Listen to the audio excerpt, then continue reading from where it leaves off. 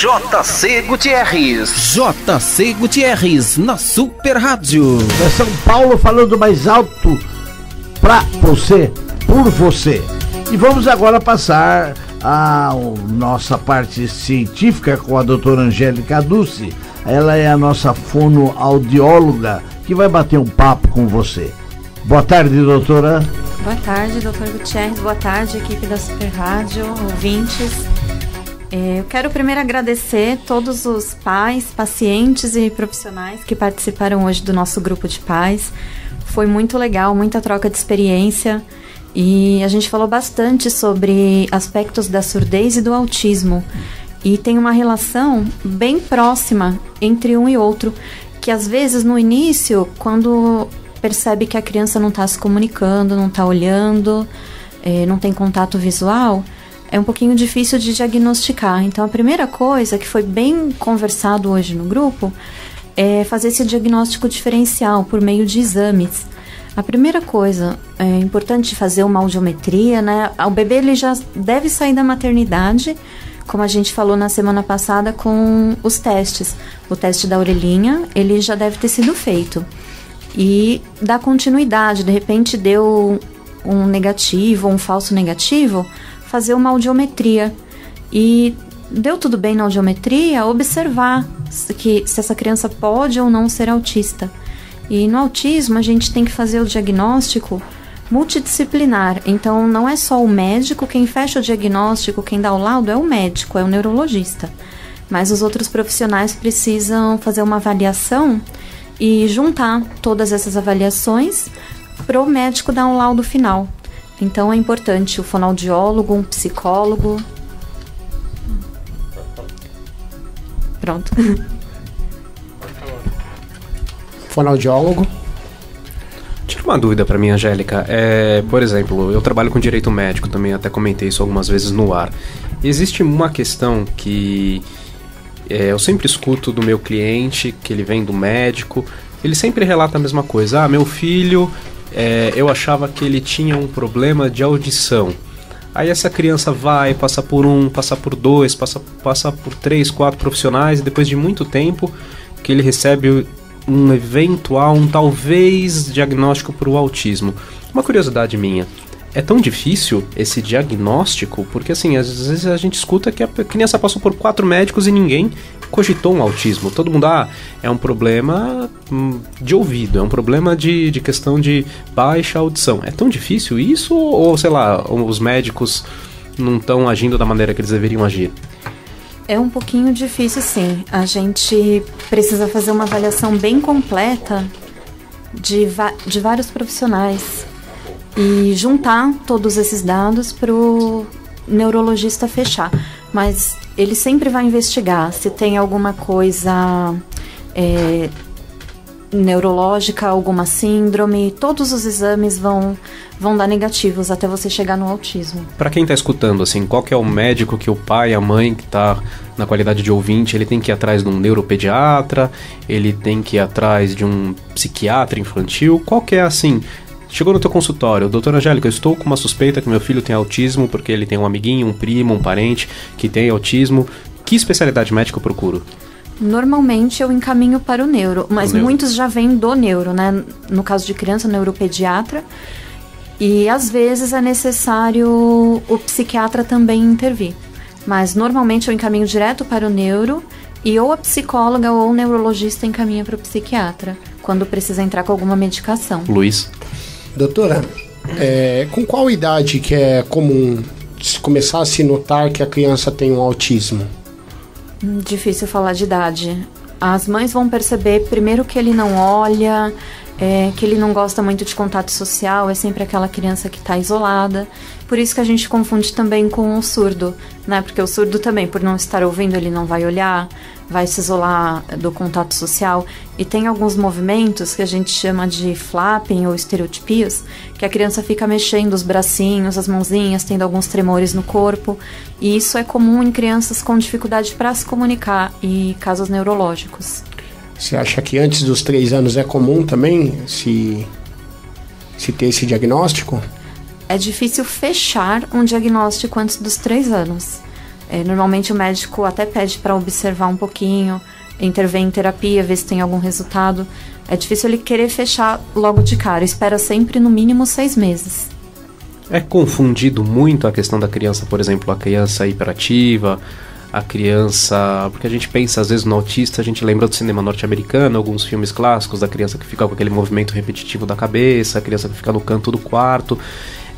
Tem essa diferenciação? Às vezes você pode ter uma criança muito bagunceira, que às vezes tem uma questão de uma hiperinteligência que acaba... Como é que eu posso explicar? Mudando um pouco a sua frequência cerebral. E voltando para a pergunta, reformulando, a gente tem aquele quadro da criança que é a criança hiperativa que se movimenta demais, e a gente tem aquela criança que às vezes a gente acha que é a criança chatinha, a criança antissocial. Existem diferenças nesse tipo de quadro? Existem diferenças de tratamento ou não? O autismo é um só? E para o ouvinte ouvir, porque às vezes muita gente pensa que a doença só tem um tipo de diagnóstico, a gente sabe que não. Qual seria, para o ouvinte que está ouvindo, sinais que meu filho talvez tenha esse diagnóstico? O que o pai precisa preocupar? São diagnósticos diferentes mesmo, né? A criança hiperativa, ela não para um minuto, não consegue ter foco nenhum. Não que o autista também não tenha, só que o autista se isola muito mais. O principal no autismo é o isolamento, eu não lembro a palavra exata, não querer esse contato social, essa dificuldade, né, de integração sensorial. Os movimentos estereotipados, e muitos não falam também. Tem os autistas não verbais, que eles não desenvolvem a fala. Aí a gente muitas vezes intervém com pranchas de comunicação que são facilitadores para ele adquirir a fala mais para frente. Saindo um pouco da linha do diagnóstico, né, e do convívio, qual que é a dica que você traz como médica, para o pai e para a mãe poder conviver, né, com uma criança autista, né? Porque às vezes pode ser um choque, né? Ele quer forçar ela a interagir, quer espantar o autismo dela. Isso a gente conversou bastante também no grupo, assim, que cada criança é uma criança, né? E a gente tem que respeitar as limitações dela e entender bem como que é o jeitinho dela para saber lidar. Primeiro, os pais precisam passar por todas as fases. Quando tem um diagnóstico desse, é a mesma coisa que a gente ter perdido um parente. Tem a parte do luto. Então eles entram em luto porque aquela idealização de criança perfeita, criança normal, se perdeu. Então eles precisam passar por tudo isso, aí tratar as questões psicológicas para conseguir lidar e tratar como um ser humano mesmo, não como uma criança doente. Porque as pessoas não estão preparadas, né? Todo mundo tem uma visão assim, né? Desde a gestação, desde a época que planeja, né? E é um susto, né? É um susto e necessariamente eles passam, assim, alguns passam rápido, mas eles passam por essa fase de luto. E existe um potencializador na questão do autismo que eu vejo, que eu comentei, eu já participei muito de palestras, essas coisas sobre a Lei Brasileira de Inclusão, e o que eu escuto sempre do profissional vamos comparar diagnósticos completamente diferentes. Quando você vê uma criança com síndrome de Down, você identifica visualmente que ela tem uma certa forma de diferenciação. E as pessoas socialmente elas tratam uma criança com síndrome de Down de uma maneira diferente, mesmo a gente sabendo que eles conseguem trabalhar, muitos são profissionais. Eu tenho uma filha específica de um grande amigo meu, ela está na faculdade, se formando, fotógrafa, premiada, inclusive a menina. Só que a gente sabe que quando chega na questão do autista, o autista ele não demonstra, ele não mostra na testa, na cara, tá escrito, que tem alguma coisa. Sou autista na testa. E a gente sabe que acontece isso muito problemas na escola também, né? Às vezes a criança que apanha, a criança que é diferente. Na sua opinião, como é que você integraliza uma criança com autismo na questão social? Assim, social eu digo educacional. A criança colocou na escola lá com seus 7, 8 anos, começa a perceber que é diferente. A gente sabe que a gente escuta muito, a gente vê muito aqui que a gente tem muitos professores que escutam. O que você falaria pro professor? Tá na lousa, viu que a criança... O que o professor precisa perceber e falar, nossa, essa criança é diferente. Qual que é o momento de ele chamar pro pai, levar para um encaminhamento psicológico? O que o professor tem que prestar atenção? É aquela velha história, né? Cada criança vai agir de uma forma diferente. Normalmente o que os professores mais falam, dos pacientes que eu atendo são que ele não consegue brincar direito com as outras crianças. A gente percebe na forma de brincar, na forma de olhar, de ficar correndo muito pela sala. Todos fazem isso, mas parece que o autista muito mais. Ele não consegue ter um foco numa atividade. Ele quer fazer várias coisas ao mesmo tempo, contato visual totalmente inexistente. E dependendo do grau, você consegue deixar o autista ir passando as séries junto com os colegas, mas alguns graus tem que ir para a escola especial, correto?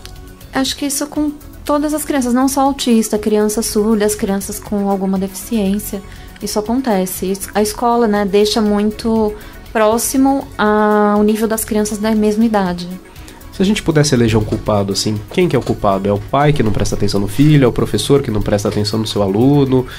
Porque eu conheço diagnósticos de autismo tardios, e a gente vê pessoas famosas, nunca sei se é verdade, se é uma lenda urbana, mas as pessoas falam que o Messi tem um grau de autismo, mas o cara é espetacular no que ele faz. Acho que ele é Asperger, né, que é o autista de alto funcionamento. Então, às vezes também o cara pode ter extremamente inteligente, o cara ser um fenômeno no que ele faz, e ele também tem um diagnóstico de autismo. Rayman. Quem? Rayman no cinema. É verdade. Na verdade, a gente nunca tá preparado, né? Aí é mais de observar, assim. Começa a perceber um sinal anormal e vai observando outras coisas. Então repassa seus contatos novamente no ar pro ouvinte, se tiver alguma dúvida, alguma coisa assim. Como te acha? Como eu acho a doutora Angélica? Fala teu telefone, e-mail. A gente tem o site, né? www.realisso, REALISU, espacoterapêutico.com. E o telefone 2373-8123. Fala de novo aí que é pra quem tá buscando a caneta. 2373-8123. E a sua rede social? As pessoas quiserem te seguir, te acompanhar. Tem o Instagram, né? @FGA Angélica Aduce. O Aduce é A, 2Ds, UCI. E tem o da clínica também, @Realisso, REALISU, espacoterapêutico. Então, perfeito.